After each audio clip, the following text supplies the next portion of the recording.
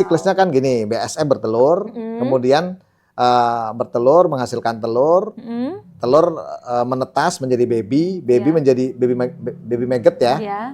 Setelah menjadi baby maggot dia nanti menjadi maggot dewasa, itu yang menghabiskan sampah itu. Nah, setelah menjadi maggot itu, lalu setelah tua menjadi larva. Menjadi pupa. Pupa itu kepompong ya kalau di kupu-kupu ya. Nah, menjadi pupa kurang lebih 7 hari menjadi lalat. Jadi sebetulnya kalau bicara soal sampah ya, kita sudah tahu lah konsep yang berjalan kan itu. Lalu dengan konsep ini sampah terkelola dengan baik dari awal supaya tidak menjadi problem lebih banyak lagi kan. Jadi dilakukan proses pemilahan dari awal.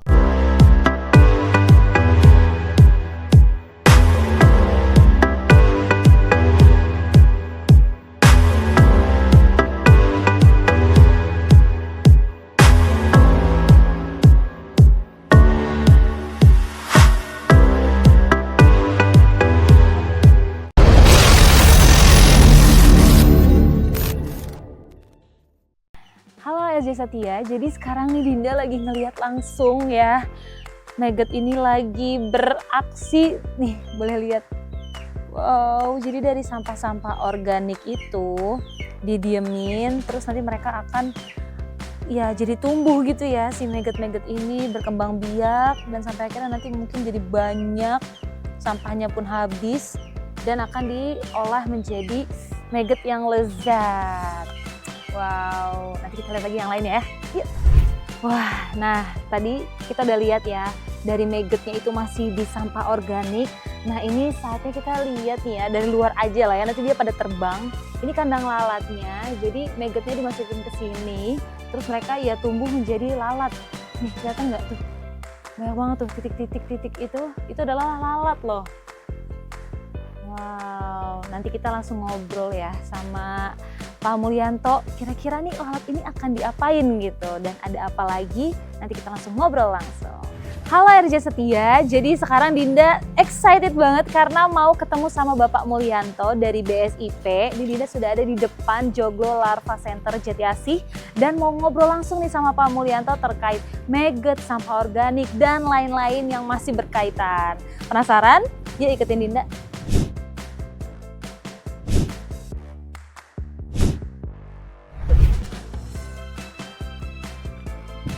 Assalamualaikum. Assalamualaikum. Wah, ini Bapak Mulyanto ya. Dinda dari RJ Pro. Iya. Baik, mau ngobrol-ngobrol boleh ya Pak ya? Baik. Kita lepas sepatu dulu ya. Assalamualaikum RJ Setia. Nah, alhamdulillah ya kita sudah dipersilakan masuk nih sama Bapak Mulyanto. Nanti kita akan ngobrol langsung. Tapi Dinda izin kenalin sedikit bahwa Bapak Mulyanto ini adalah Direktur Bank Sampah Induk Patriot. Wow, ini menginspirasi banget ya. Karena seperti kita tahu bahwa di masyarakat itu tuh sampah sangat amat mengkhawatirkan gitu. Apalagi sekarang gitu ya. Semua orang tuh berpikir gimana nih caranya supaya sampah ini bisa bermanfaat. Kemudian juga sampah ini tidak menjadi perusak lingkungan yang lebih parah lagi bisa merusak bumi kita. Maka dari itu Dinda datang ke sini untuk ngobrol langsung sama salah satu sosok yang inspiratif banget karena bisa mengolah sampah menjadi beberapa hal yang sangat bermanfaat bahkan lezat gitu. Nah, langsung aja kita ngobrol bersama dengan Bapak Mulyanto. Baik, langsung saja kita sapa ya Bapak Mulyanto. Halo Bapak, Assalamualaikum. Waalaikumsalam Mbak Dinda. Ya, terima kasih ya Pak ya atas waktunya ya Pak. Sama-sama Mbak Dinda. Ya, kita di sini mau sharing-sharing nih Pak sama Bapak Mulyanto. Langsung aja boleh nih Pak nanya ya Pak? Boleh ya. Nah pertama nih Pak, kita mau tahu dong Pak, sebetulnya dari BSIP ini nih gimana nih Pak programnya, terus Bapak tuh di sana tuh kegiatannya ngapain aja gitu. Boleh Pak di-sharing? Boleh. Kegiatannya ya Mbak Dinda ya. Sebenarnya kegiatan banyak banget ya. Sosialisasi, kemudian kunjungan pendampingan, kemudian juga program-program yang lain. penimbangan sampah, gitu ya, pelatihan, kemudian apa namanya, edukasi kelembagaannya, dan lain-lain. Wow, banyak banget ya Pak ya. Ya. Dan kayaknya semuanya nih pastinya banyak menginspirasi akhirnya ya Pak ya, insya Allah ya. Insya Allah, betul. Nah tapi Pak kalau boleh tahu emang sebenarnya Bapak tadinya tuh backgroundnya apa Pak? Kok bisa tahu-tahu nih kesini gitu Pak bidangnya nih Pak?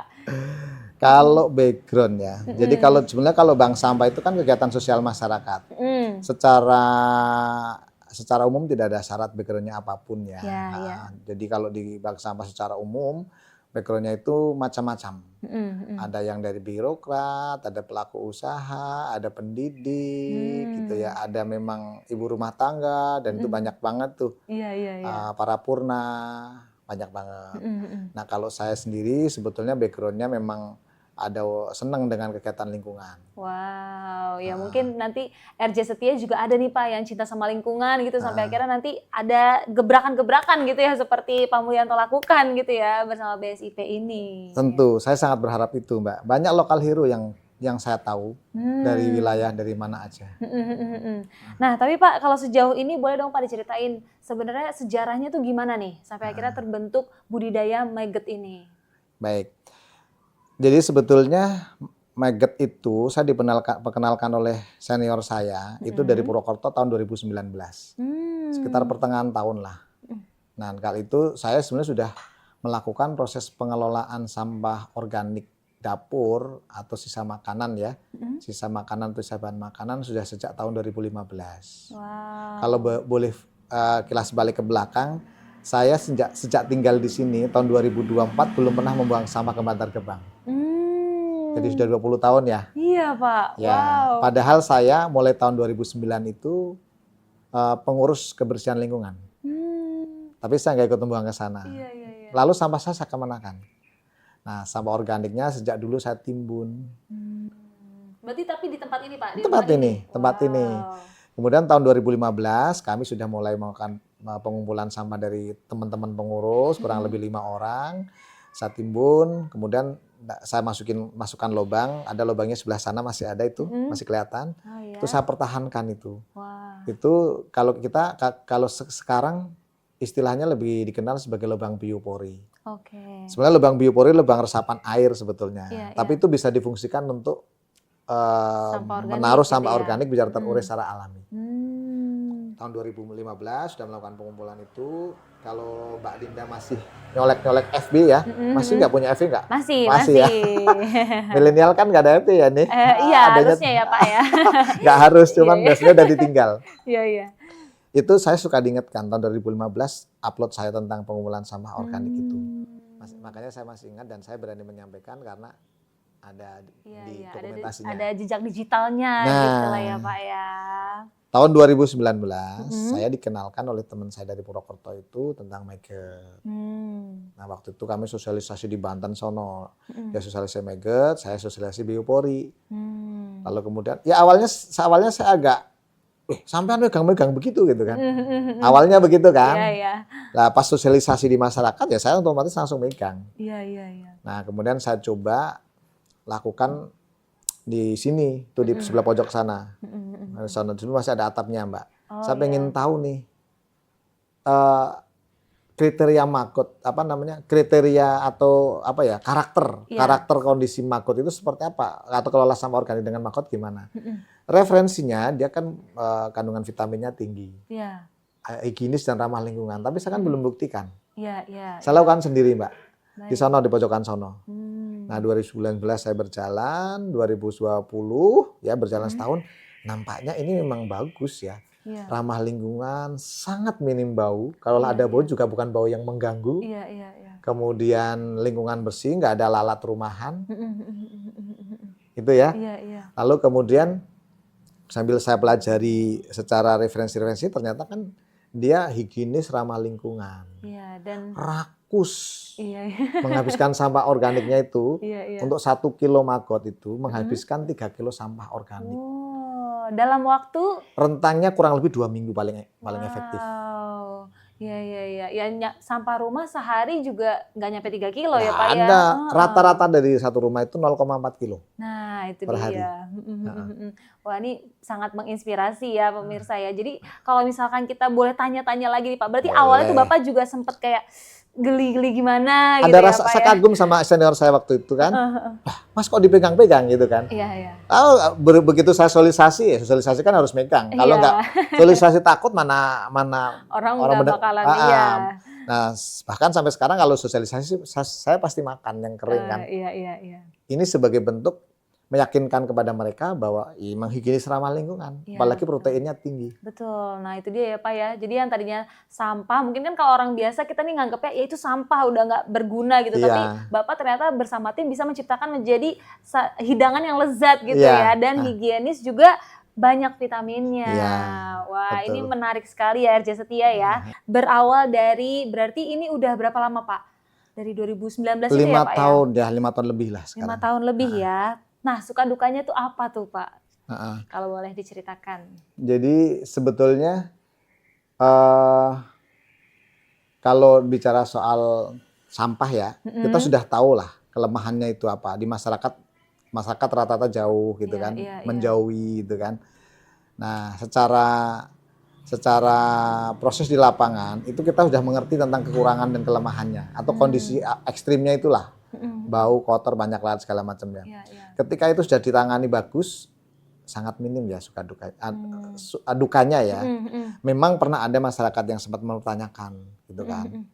Nah, tetapi setelah berjalan dengan waktu, ya kita eksistensi terus terjaga karena masyarakat secara umum senang. Iya, iya. Rumah yang sudah memilah sisa makanan dari awal, jadi sisa makanannya kita bagi ember nih, tempat sisa makanan dan sisa bahan makanan nih. Ini nanti masyarakat ditaruh di dapur, sisa makanan, sisa olahan dapur, makanan yang tidak dikonsumsi gitu ya, ditaruh di sini. Nanti setiap hari petugas kami keliling, ngambil. Ya. Nah, ini tertutup ya, tertutup. Jadi lalat nggak masuk, cicak nggak masuk, kecoa nggak masuk, kucing nggak numpahin, bau juga nggak ada. Nah, begitu juga sampah yang lain jadi bersih. Iya. Karena tidak ada kontaminasi sampah. atau nempelan kotoran-kotoran itu. Iya, iya. Sehingga rumah nggak ada lalat. Iya, Nah, secara umum masyarakat sangat mendukung ya. Masyarakat yang sudah menempatkan sisa makanan itu terpisah dengan sampah-sampah anorganik yang lain gitu ya. Rumahnya nyaman. Iya, rumahnya nyaman. Iya betul sih, kebayang sih Pak. Jadi yang biasanya sampah itu kan pasti bau ya pemirsa ya. Jadi kalau misalkan udah dipisahin dari awal, apalagi yang memang jadi sumber bau itu ditutup rapat, ya jadinya rumahnya nggak ada bau dan nggak ada lalat-lalat itu gitu ya di rumah. Mbak Dina bau nggak di sini? Bau sampah nggak? Enggak loh, jujur Li. Ada nemuin lalat nggak di sini? Iya, nggak ada ya. Nggak ada. Coba kita cari dulu deh. Iya nggak ada loh. Karena memang ya walaupun ini tempatnya gitu ya atau senternya, tapi ternyata ya betul gitu tidak ada gangguan lalat-lalat karena lalatnya udah dikurung ya Pak.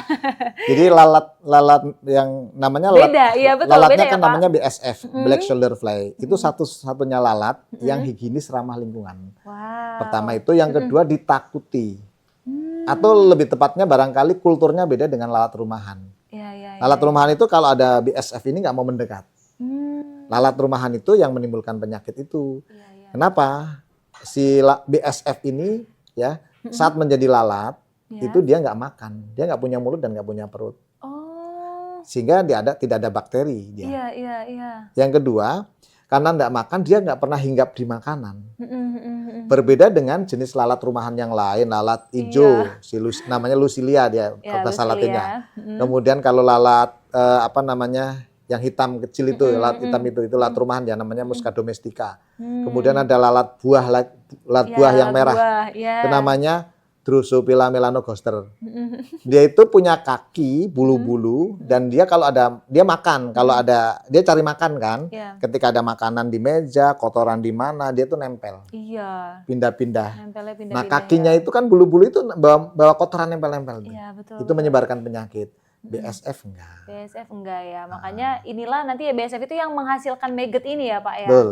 Jadi siklusnya kan gini, BSF bertelur, kemudian bertelur, menghasilkan telur, telur menetas menjadi baby menjadi baby maggot ya. Setelah menjadi baby maggot dia nanti menjadi maggot dewasa, itu yang menghabiskan sampah itu. Nah, setelah menjadi maggot itu, lalu setelah tua menjadi larva. Sorry, menjadi pupa. Pupa itu kepompong ya kalau di kupu-kupu ya. Nah, menjadi pupa kurang lebih 7 hari menjadi lalat. Menjadi lalat kurang lebih 7 hari juga. Kawin, jantannya langsung mati. Betinanya setelah kawin nggak lama kemudian, beberapa waktu kemudian bertelur, mati juga. Iya, berarti dia terus berkembang ya. Dan berarti itu yang tadi Dinda lihat kayaknya itu betina semua ya Pak ya? Enggak, bisa jadi ya? pasti ada 2. Pasti ada ya. Nah, gini, tapi sekali bertelur, referensinya sampai 500 sampai 1.400 telur. Oh ya, berarti banyak juga banyak ya. Juga. Banyak banget malahan. Wah, ini luar biasa ya pemirsa ya. Tapi Pak boleh dong Pak, ini kan ya berhubungan dengan sampah gitu seperti tadi Bapak bilang gitu. Pada umumnya orang-orang tuh justru menjauh dari sampah ini kan. Berarti kan kita dari Bapak nih dan tim juga harus menjaga kesehatan ya Pak ya. Terus juga apa nih yang dipakai tuh biasanya apa aja nih Pak? Dalam melakukan kegiatan itu tuh apa tuh Pak? Kayak apakah harus minum vitamin dulu atau kayak pakai APD lengkap atau gimana Pak? Kami tidak memakai preventif apa-apa. Kenapa? Karena si maggot atau BSF ini kan higienis ramah lingkungan. Higienis ramah lingkungan ya. Satu-satunya spesies lalat yang higienis ramah lingkungan dari 800 jenis lalat di alam ini. Iya. Terus yang kedua, kita tidak mengutin sampah yang sudah bau. Tapi kita hanya menerima sisa makanan dari warga yang masih baru. Iya, yang sudah ada tempatnya juga ya Pak. Mbak Dinda habis makan ada sisa makanan. Kepala ikan kan nggak dimakan ya? Iya, betul. Biasanya kan dibawa ke tempat sampah toh. Betul. Ini langsung ditempatkan ke ember ini. Ya, udah dipisahin tadi ya sama warga ya. Ketika masih di piring, itu sisa makanan sudah sampah belum? Sampah sebenarnya ya. Sampah. Kalau sampah biasanya Mbak Dinda nggak mau megang. Iya juga sih ya. Jadi sebetulnya dia belum sampah. Iya, betul, sisa makanan. Masih sisa makanan. Masih sisa makanan. Termasuk ketika makan begini ada yang ternyata ada batu ya kan dikeluarin lagi di piring kan. Itu masih belum sisa belum sampah. Baru sisa makanan. Sisa makanan. Kemudian ada potongan buah, ada potongan kulit buah kayak gitu kan. Dia itu kan sisa nasi, kemudian sayuran, gitu kan. Termasuk kulit kalau yang menghindari kulit karena kan sekarang sudah banyak aging ya, orang pengen usia awet muda nggak kena kolesterol kan. Iya, betul. Nah, sehingga kulitnya nggak dimakan gitu kan. Ya oke, termasuk daleman ikan pun bisa gitu ya. Dia masuk ke sana kan awalnya belum sampah ketika kita masih pegang Iya sih, betul sih. Jadi masih baru. Iya. Nah, sehingga yang kita berikan juga barang sisa makanan.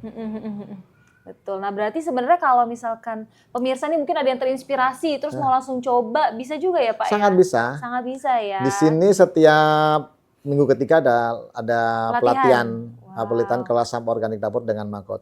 Kami judulnya kelola sampah organik dapur dengan maggot ya, bukan budidaya maggot. Kenapa? Karena kami fokusnya pada pengelolaan sampah organik masyarakat yang sudah dipilah tadi. Iya. Yang sudah terpilah dari awal. Kami tidak melakukan pemilahan yang sudah campur. Iya. Berarti sejauh ini nih Pak sudah kemana aja nih Pak melakukan pelatihan ini? Besok pagi ke Gunung Kidul. Waduh, jauh juga ya Pak ya? Iya. Jadi sebetulnya kami fokus untuk RW 12 Jati Asis ini. Sebetulnya. Karena saya pribadi sebagai warga pendatang, saya merasa harus memberikan kontribusi ke masyarakat. Saya berpikir apa yang paling memungkinkan saya lakukan supaya tidak menjadi kompetisi yang lain. Iya. Wow. Jadi saya melihat ya kegiatan lingkungan ini, khususnya maggot ini adalah kegiatan yang belum dilakukan oleh banyak orang gitu ya, atau dilakukan tapi dalam konsep-konsep yang masih cukup belum saya katakan belum serius gitu ya. Nah, saya melihat ini peluang yang besar. Nah, di RW 12 sendiri sebetulnya sudah sampai ke 300 kakak nih yang sudah berpartisipasi. Lalu kemudian ada perubahan manajemen dengan lingkungan, partisipasinya agak menurun sedikit, tapi masih 200-an lah. Jadi masih ya. Ini di RW 12. Lalu berjalan dengan waktu, itu kan tahun 2002 itu kita mendapatkan support dari PLN. Tepatnya PT Pelayaran Bahtera Diguna.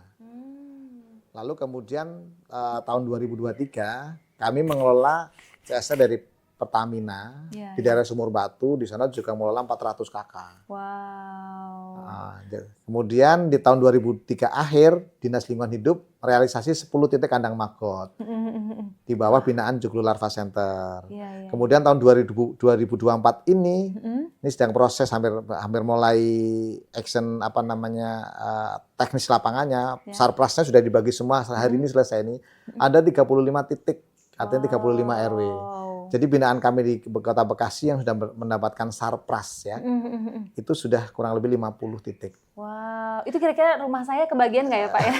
Jatisari ada di RW, Jatisari di RW 16. Oh. RW 16 ada. RW 16 RW 16 Jatisari. Oke, nanti coba saya cari infonya deh ya. Saya lupa RW 16 atau RW 14 ya, itu komplek BCA. Komplek BCA. Iya. Sekarang ada juga Jatiluhur tahun ini. Dan Jatisari udah menjadi tempat edukasi juga. Wow, sebelah mana tuh Pak? Komplek BCA, jadi masuk ke AL di komplek BCA-nya ya. Masuk ya, dari komplek apa itu, Jatisari Permai ya. Iya. Jatisari Permai masuk, lalu nanti cari komplek BCA ada di sana.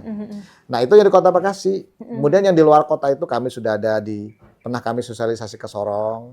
Kemudian yang baru berjalan kemarin akhir tahun ini, perusahaan tambang ya, dari perusahaan tambang emas sama batu bara di Kalimantan Timur dan di Kalimantan Selatan. Dan juga sekarang sedang ada pembinaan selama 3 bulan, kami diminta oleh PLN untuk mendampingi di Gunung Kidul. Besok pagi kami sosialisasi yang kedua atau ketiga, saya lupa. 2 minggu sekali saya datang ke sana. Wow, semangat ya Pak ya. Semangat. Waduh, ini luar biasa banget ya. Ternyata dari awalnya hanya berniat berkontribusi untuk lingkungan sekitar, akhirnya menjadi bermanfaat se-Indonesia ya Pak. Betul. Mungkin bisa jadi nanti go internasional ya Pak ya, ilmunya hampir ya Pak. Kemarin itu awal tahun sebenarnya saya diminta untuk Disnaker untuk dikirim kalau nggak ke Jepang ke Hong Kong. Wow, ya udah Pak, iyain aja, siap Pak gitu, langsung gitu. Ini sekalian dikodain kali ya, supaya ditindak lanjut gitu. Karena ini luar biasa loh Pak idenya ya, dan pastinya bermanfaat banget nih buat masyarakat. Nah, program yang sekarang berjalan sebenarnya di Kota Bekasi cukup kuat ya, cukup fundamental, yaitu 1 RW, 1 kandang magot, 1 bank sampah, 80% sampah selesai di hulu. Atau di sumber itu. Sampah organiknya untuk maggot, sampah anorganiknya dikumpulkan lewat bank sampah untuk daur ulang. Nah, ini yang kita sosialisasikan keluar kota, kemanapun gitu kan, kita duplikasi menjadi model pengolahan sampah di tingkat hulu, di mana masyarakat itu melakukan pemilahan dengan sukarela, dengan niat hati yang baik, ada yang tujuannya ibadah, tujuannya itu lingkungan bersih. Tapi apapun itu semua warga pada dasarnya pingin rumahnya bersih. Betul. Membuang sampah pada tempatnya itu adalah konsep egois. Yang penting tempatku bersih, nggak peduli tempat orang lain kotor. Iya. Padahal sebenarnya harusnya nggak kayak gitu ya. Nggak kayak Pak, gitu. Nah, konsep yang berjalan kan itu. Lalu dengan konsep ini, sampah terkelola dengan baik dari awal supaya tidak menjadi problem lebih banyak lagi kan. Jadi dilakukan proses pemilahan dari awal. Wah, ini luar biasa banget ya pemirsa ya. Semakin seru nih pembahasannya nih. Nah, bukan terakhir sih, masih ada lagi nih pertanyaannya karena Dinda juga masih punya banyak penasarannya nih. Tapi Pak, misalkan nih dari RJ Setia di Rumah tuh ada yang berpikir, ini bisa juga nggak ya jadi peluang bisnis? Menurut Bapak gimana Pak? Oh iya. Wow, iya banget ya Pak. Kota Bekasi sudah membuktikan. Wah, itu kayak gimana Pak? Kota Bekasi itu sudah memahami sampah itu sebagai sumber daya, bukan masalah. Hari ini tahun 2024 itu uang yang masuk ke nasabah bank sampah ya, yang dinilai uang itu nilainya 1,4 M. Wow. Ini belum masuk semua datanya. Iya. Tahun 2023 masih 1,2 M. Itu nilai dari nilai ekonominya saja. Padahal penggiat bank sampah itu bukan saja soal nilai ekonomi, tetapi soal kebanggaan diri bisa melibatkan diri dalam urusan kegiatan lingkungan. Iya, betul. Basicnya semua orang pingin lingkungan bersih. Bahkan di dalamnya ada nilai-nilai yang terkandung, misalnya kebersihan sebagian dari iman. Iya. Ada orang yang diniatkan ibadah untuk melakukan itu. Ada yang diniatkan untuk kumpul-kumpul sebulan sekali dengan melakukan penimbangan sampah. di masyarakat itu. Ya, hari Minggu kebanyakan di komplek perumahan kan mereka mencari waktu atau mencari alasan bisa berkumpul. Arisan sudah kurang menarik kan, kalau nggak ada temanya kan, bank sampah bisa menarik. Wah, ini luar biasa. Nah, tapi Pak, ini kan di depan kita sudah ada ya RJ Setia ya. Ini ada yang masih bergerak-bergerak nih, kalau di Zoom nih masih bergerak ya Pak ya. Wow. Kelihatan nggak? Iya. Nah ini nih, ini maggetnya ya yang masih hidup. Tuh masih hidup, tapi dia nggak loncat ya Pak ya? Nggak loncat, berbeda dengan jenis yang lain lompat. Iya. Nah ini yang sudah matangnya ya sudah Pak, yang sudah diolah. Sudah disangrai ya. Disangrai, oke. Ini kalau kayak gini dijualnya berapa nih Pak? Untuk satu botol kita jual kalau online 12.000, kalau langsung direct itu 10.000 di sini. Wow, ya terjangkau lah ya. Sangat terjangkau. Sangat terjangkau. Kalau Anda harganya sampai 25.000. Berarti lebih besar gitu ya? Sama. Oh, itu tapi hanya packagingnya? Bukan, hanya segmentasi menjual saja. Oh. Nih, botol mineral dalam volume yang sama ada yang dijual 5.000, ada yang jual 15.000. Laku semua nggak? Laku semua ya, Pak. Itu segmented aja. Iya. Wow, luar biasa ya. Berarti ini bisa banget nih, mungkin RJ Setia ada yang mau atau tertarik bisa langsung ke Joglo Larva Center Jati Asih ini gitu ya, untuk melakukan pelatihan setiap 3 minggu ya, dalam minggu ketiga. Setiap bulan itu ada nih di sini. Kalau bulan Februari berarti tanggal berapa Pak? Udah ada belum? Biasanya sekitar tanggal 20-an ya. Oh, tanggal 20-an tuh. Wow. Ini ada Instagramnya nggak Pak? Ada. Ada ya, nama Instagramnya apa Pak? Namanya Joglo Larva Center atau Mulyanto di Harjo. Oke, nah itu bisa langsung dikepoin, nanti ditulis ulang sama editor ya. Di bawah sini bisa langsung di-follow dan diikuti nih info-infonya, karena nanti ada di-share di sana ya Pak ya pastinya ya. Nah, terakhir nih Pak, visi misi yang ingin disampaikan, yang mungkin bisa menjadi inspirasi juga nih buat anak muda, Gen Z, milenial yang ingin memberdayakan lingkungan sekitarnya gitu Pak, supaya bisa jadi seperti Bapak Mulyanto nih ya, Masya Allah. Boleh Pak disampaikan. Oke, siap. Jadi gini, pemirsa RJ Setia ya, dalam acara unjuk begini, unjuk bicara ya, unjuk bicara ini, sebenarnya misi sederhana. Saya ingin punya partisipasi atau kontribusi di lingkungan RW 12 ini. Saya hadir di lingkungan RW 12, tentu memiliki dampak sosial yang kurang bagus. Salah satunya adalah sampah. Nah, agar saya mengurangi itu, maka saya lakukan kegiatan itu. Nah, tentu kalau bicara soal kontribusi bisa berdampak lebih luas lagi.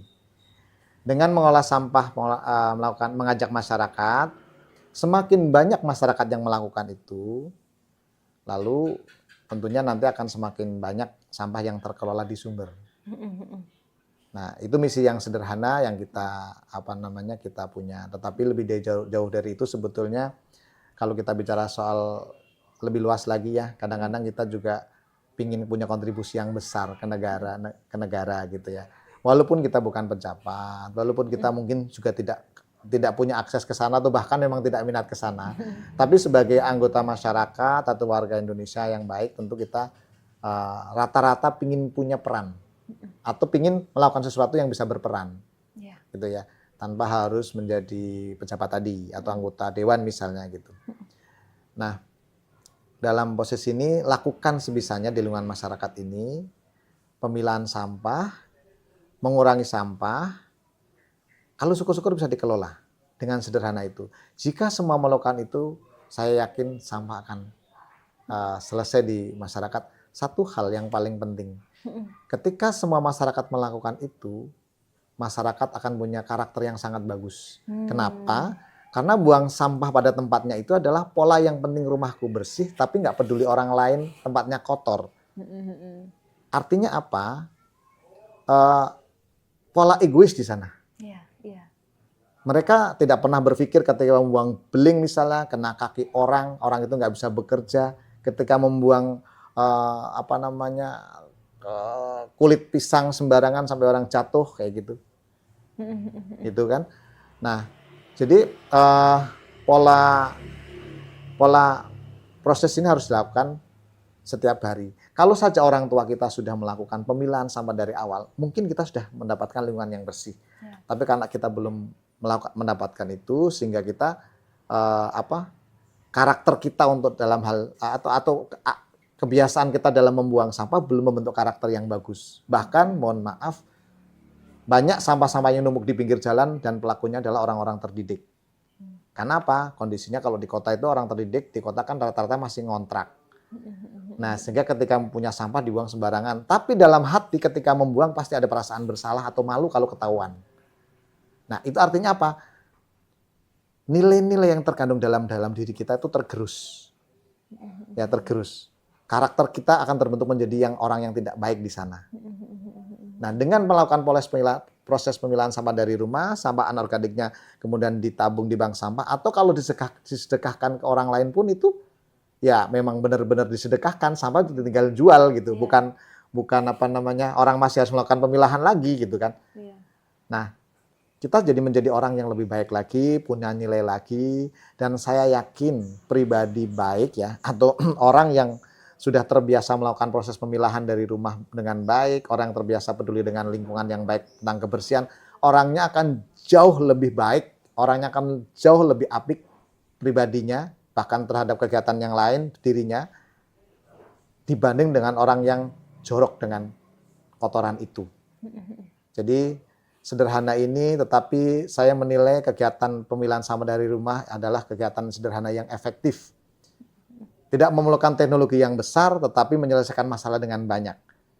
Nanti itu akan bergerak, akan ditiru orang lain, sehingga setiap individu melakukan itu, semakin banyak melakukan itu, kita otomatis membentuk karakter yang cukup kuat kepada manusia Indonesia, manusia yang peduli dengan Ibu Pertiwi, manusia yang dirinya itu akan menjadi pelaku dalam proses perbaikan dalam segala lini di wilayah atau di seluruh aktivitas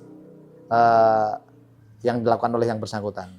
Saya kira itu yang paling mendasar, bahwa kegiatan sampah bukan saja hanya soal mendapatkan bayar murah, buang sembarangan, itu juga masalah iya sampai numpuk di TPA, tapi karakter personal itu sangat terusik ketika kita ternyata selama ini jangan-jangan pola buang sampah kita membuat orang lain celaka.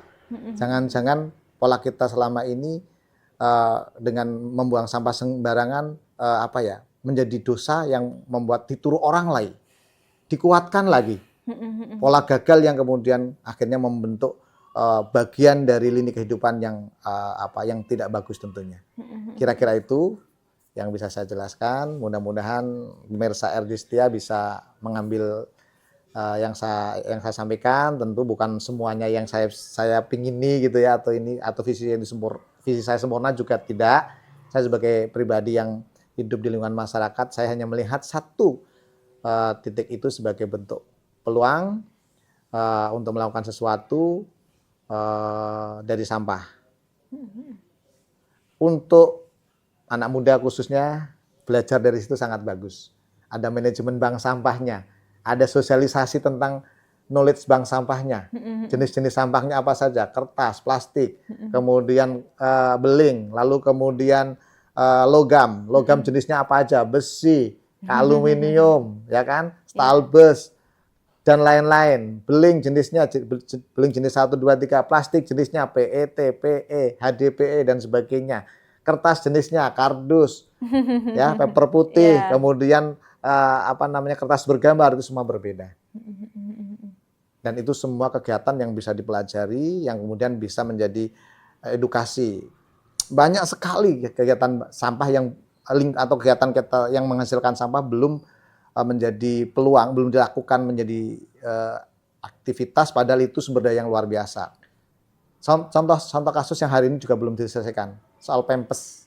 Nah, Pampers ya Pak? Pampers itu ada yang Pampers buat kakak nenek, buat anak-anak bayi, ada juga buat mbak-mbak. Iya. Pernah nggak ada edukasi tentang cara memilih Pampers yang baik, cara menggunakan Pampers yang baik itu 3 titik itu. Nah, kadang-kadang seorang wanita sampai menikah pun belum tahu cara menggunakan yang baik atau memilih yang bagus. Itu nggak ada. Itu contoh soal. Nah, sehingga ketika kita pelajari itu, nanti ada edukator temanya Pampers, katakanlah temanya pembalut, mohon maaf, jenisnya apa, itu menjadi bagian dari yang menggerakkan masyarakat, bagian aktivitas yang membuat masyarakat itu, oh iya juga ya, ini adalah sumber daya, contoh sumber daya yang selama ini tidak digarap. apalagi gunung sampah yang besar itu. Jadi kalau kita bicara soal gunung sampah yang besar itu, kita banyak sekali sumber daya bisa lakukan. Hari ini kita bicara soal bagaimana supaya tidak mengirim ke TPA. Iya. Supaya tidak nambah sampah di sana. Bicaranya mencegah, jangan dikirim ke sana lagi. Iya.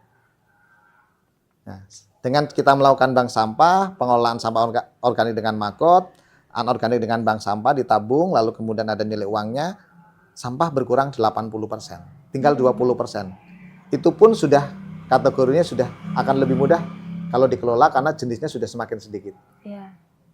Nah, jadi panjang ceritanya kalau saya sampai di sini, tapi mudah-mudahan nanti bisa memberikan gambaran. Setidaknya rasa atau keinginan saya atau aktivitas saya tercermin dalam kegiatan ini. Saya kira itu. RJ Setia, sukses selalu, sampaikan berita baik, hal yang positif, yang menggerakkan, yang membuat orang mau belajar, yang membuat orang termotivasi, gitu, yang membuat orang mau meninggalkan hal-hal gagal ya. Jangan ikut-ikutan orang lain yang tidak bagus, lakukan sendiri yang baik karena semua orang dilahirkan dengan potensi yang berbeda. Lakukan dengan potensi diri sendiri, hal yang baik, dilakukan dengan continue, konsisten, perbaikan, persisten, ya, dengan value yang bagus, insya Allah dalam kurun waktu tertentu hasilnya akan dinikmati. Baik, wah ini tepuk tangan dulu nih. Keren banget ya, ini menyentuh banget ya Pak, jujur kalau buat Dinda tuh tadi banyak kata-kata yang membuat tergerak banget, kayak misalkan ya dari pola pembuangan sampah dari zaman dulu sampai sekarang tuh mungkin kan membentuk karakter yang kurang baik ya Pak ya. Terus juga yang kedua itu adalah ya ini tidak butuh teknologi yang besar tapi bisa mengurai masalah yang banyak. Oh itu kalimatnya Dinda kutip banget tuh tadi. Wah, nah tapi Pak nih sebelum ditutup Pak ya mungkin ada Dinda mau izin Bapak tolong dijelaskan lagi nih ke RJ Setia kalau ada yang mau punya ini atau ini gimana cara dapetinnya dan ini fungsinya apa nih Pak? Oke. Ini adalah buku tabungan sampah. Jadi kalau di bank sampah itu seluruh nasabahnya dibagi buku tabungan seperti ini. Isinya seperti tabungan biasa di bank. Iya, seperti itu. Cuman ditulisnya nanti di sini ya. Ini nomor 1 jenis jual sampah berapa kilo nilai rupiahnya berapa. Tanggal sekian jual sampah nilainya berapa. Itu ya totalnya berapa. Terus total di sini nah, sini sebagai tabungan. Nanti saldonya di sini ada ketahuan. Nah, masyarakat untuk mendapatkan buku ini di Bank Sampah Indo Patriot, setiap bank sampah yang sedang membentuk bank sampah akan dibagi buku ini. Ada pembagian buku tabungan nasabah, ada buku besarnya untuk nyatat di pengurus ya, bank sampah pengurusnya. Lalu kemudian ada juga timbangan. Untuk bank sampah yang masih baru di BSIP di LH melalui BSIP ya, Bank Sampah Indo Patriot menyalurkan timbangan. Kalau untuk yang baru masih timbangan yang gantung, yang kecil. Tapi kalau bank sampah yang sudah eksis bagus, kami di LH melalui kami membagi timbangan duduk, timbangan duduk untuk kapasitas yang besar. Gitu. Baik, nah berarti ini ya singkatnya gitu ya Pak, kalau misalnya punya ini berarti dengan sampah itu bisa menghasilkan uang juga gitu. Sangat ya, menghasilkan. Pak. Baik, nah ini RJ Setia nih harus coba tanya nih ya sama lingkungannya kira-kira di mana nih atau langsung aja follow tadi ya BSIP dan juga Mulyanto ya Pak ya. BSI Patriot Mas. BSI Patriot dan juga IG-nya Mulyanto Diharjo. Untuk ada informasi terkait buku tabungan bank sampah ini. Karena ini Masya Allah ya Pak ya, mungkin ada yang lagi kepepet ya Pak ya. Daripada sampahnya kita yang bayar, mendingan kita yang dibayar gitu loh RJ Setia. Ya. Lagi-lagi ini solusi ya Pak ya. Solusi, kalau sudah sampah dikelola dengan seperti ini, sampah yang dibuang ke TPA akan semakin sedikit dan itu akan mudah dikelola. Sebenarnya TPA itu bisa, kalau TPA judulnya tempat pembuangan sampah, tapi juga semestinya bukan tempat pengelolaan sampah mestinya. Oh iya, diganti. Tapi karena di sana tidak ada pengelolaan, jadi istilahnya TPA. Nah, kalau kenapa tidak bisa dikelola? Karena sampah masih bercampur. Iya. Kalau di TPA itu adanya sampah organik saja, kira-kira habis dimakan pengurai enggak? Iya, udah habis hilang, ya. Tahu-tahu sebaliknya ya. Kalau di sana sampahnya plastik saja, kira-kira diambil pemulung enggak? Bisa jadi, tapi ya sebetulnya semua kalau udah terpisah nggak akan sampai di sana. Iya betul ya. Betul, gitu kan? Betul. Nah itu semua yang paling penting adalah soal bagaimana ngajak masyarakat dengan senang hati, aku bangga walaupun aku tidak dinilai siapa-siapa, tapi aku sudah memilah sampah. Aku sudah mengurangi sampah. Aku tidak membuat orang lain itu menjadi masalah kena sampah. Dalam penelitian kami nih, membuang sampah pada tempatnya, terutama di komplek perumahan itu, membuat karakter bisik-bisik tetangga. Ngomongin tetangga gara-gara sampah. Iya. Kebayang nggak? Iya. Hampir semua pernah membisik-bisik itu. Artinya semua orang menjadi pelaku hal baik toh. Bisik-bisik tetangga itu ngomongin buruk itu. Iya. Karakter lagi, Mbak. Betul. Nah, ini kalau sudah dilakukan pemilahan, nggak lagi. Iya betul sih Pak, karena ya betul tadi yang Bapak bilang juga kan beling bisa jadi itu melukai ya para petugas gitu kan ya. Jarum pentul nih kalau cewek-cewek itu sembarangan naruhnya tuh, ada di mana misalnya? Iya. Ada di jok, ada di mana kan, kadang kan. Nah, di mana sebetulnya itu? Iya. Itu bisa disampaikan di edukasi tentang bank sampah. Bagaimana cara menempatkan sampah secara terpisah dari awal, agar limbah yang dilakukan sisa aktivitas manusia itu tidak menimbulkan dampak negatif. Tidak ada manusia setahu saya pingin kegiatan itu berdampak negatif pada orang lain. Tapi realnya banyak banget kita masih belum bisa melakukan itu. Sehari-hari loh. Bayangin kalau itu sebuah bentuk dosa. Iya Pak. Kebayang enggak si pelaku pembuang beling yang kemudian petugas kakinya kena beling lalu nggak bekerja selama sebulan karena dia pegawai harian nggak dapat gaji, anak istrinya makan uang dari mana? Yang dosa siapa? Iya Pak. Waduh. Kebayang nggak kalau nanti di sana mau masuk surga jadi terkendala gara-gara itu? Ya, RJ Setia sangat inspiratif ya, bukan hanya dunia aja tapi ternyata akhiratnya pun memiliki dampak ya Pak dari kegiatan ini gitu. Jadi patut banget nih untuk kita cari tahu lebih lanjut dan mungkin bisa kita terapkan juga dari rumah masing-masing gitu ya. Kalau mungkin di sekitarnya belum ada nih ya program ini gitu ya Pak, lakukan sendiri atau bisa langsung aja datang ke Jati Asih sini ya Pak. Bisa. Pak Mulyanto dan tim siap Sangat menerima bisa. gitu. Apalagi untuk memberikan pelatihan. Atau mengundang kami juga bisa. Betul. Nah, itu dia tuh. Bisa juga mengundang ya Pak ya Sangat berarti bisa. ya. Untuk memberikan pelatihan gitu. Pelatihan, sosialisasi, edukasi atau sharing aja.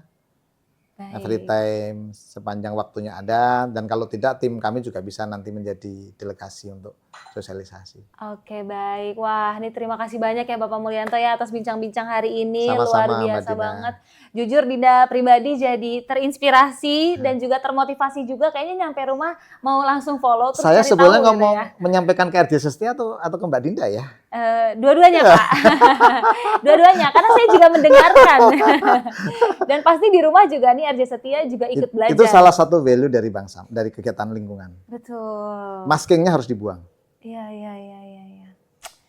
Wah ini luar biasa banget, semoga akan menjadi amal jariah juga ya Pak ya buat Bapak dan tim semua dan juga mungkin dari dan dibagi-bagi berkembang ke yang lain. Betul. Mbak Dinda juga, Amin. RJ Setia juga, kameramen juga ya, boleh melakukan itu. Juga, editornya juga. Jadi nanti akan bergerak terus ya kan, Betul. berbagi hadiahnya, berbagi pahalanya gitu. Ya, Masya Allah. Terima kasih Pak, kalau gitu kita bertemu lagi ya Pak ya next Siap. kesempatan. Semoga bisa ada waktu yang lebih baik untuk kita bertemu dan lebih belajar banyak hal lagi nih Dinda bersama dengan Bapak Mulyanto. Kalau gitu RJ Setia, teruslah saksikan Unjuk Bicara di RJ Pro. Jadi sampai bertemu lagi ya Pak ya. Sampai jumpa di Unjuk Bicara, bukan sekedar bicara. Unjuk Bicara bukan sekedar bicara. Wassalamualaikum warahmatullahi wabarakatuh. Bye-bye.